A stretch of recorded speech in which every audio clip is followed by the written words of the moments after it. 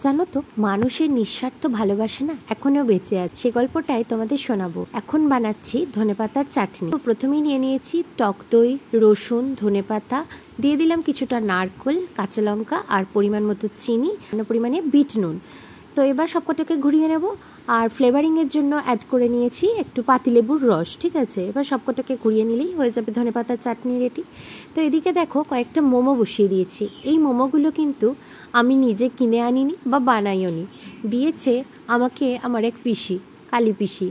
জানো তো, আমাকে এত নিঃস্বার্থভাবে ভালোবাসে যে যখনই সে শুনেছিল যে আমি বাড়ি এসেছি, সে ছুটে হন্তদন্ত হয়ে তার ব্যবসার জিনিস, সে ব্যবসা করে মোমোর, সেখান থেকে নিয়ে এসে আমার জন্য এত মোমো নিয়ে এসছে, চিকেন মোমো, ভেজ মোমো। তো এরকম নিঃস্বার্থ ভালোবাসাগুলো কে দেয় বলো? শিরা দোকান করেছে তার বাড়িতেই, ভাস্তারা হাটতলায় তার বাড়ি, সেখানেই সে দোকান করে এবং সেখান থেকেই তার ব্যবসাটা করে। ভাস্তারায় আমি এই প্রথমবার কোনো মোমোর দোকান দেখলাম। আমার চোখের আগে কিন্তু কোনো মোমোর দোকান পড়েনি। তাই তোমরা যদি ভাস্তারায় থাকো আর ভাস্তারায় যাও, মোমো খেতে ইচ্ছা হয়, অবশ্যই ভাস্তারা হাটতলায় কালী পিসির দোকানের মোমোটা কিন্তু খেও। অথেন্টিক ফ্রেশ মোমো বানায় ওরা।